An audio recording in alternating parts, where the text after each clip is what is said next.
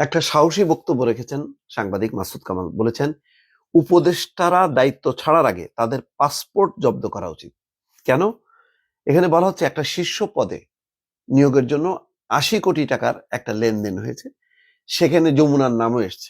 আগে অতীতে কখনো এইভাবে সরাসরি যেই ভবনে বসবাস করেন ডক্টর মোহাম্মদ ইউনূস, এই ভবনের নাম আসেনি, এই নামটি এসছে। এই প্রেক্ষিতে তিনি বলছেন যে স্বাধীন নিরপেক্ষ তদন্তের স্বার্থে তাদের পাসপোর্ট জব্দ করা উচিত, নতুবা সংশ্লিষ্ট কেউ যদি দেশ ছেড়ে চলে যান, ফলে আসলে তদন্ত হবে না। এখন দেখেন, বহু তদন্ত হচ্ছে, মানে আদালতে আত্মসমর্পণের নির্দেশ দেওয়া হচ্ছে, পাসপোর্ট জব্দ করা হচ্ছে, কিন্তু তারা তো ইতিমধ্যেই দেশের বাইরে, ফলে প্রকৃত আহ, তদন্ত হচ্ছে না।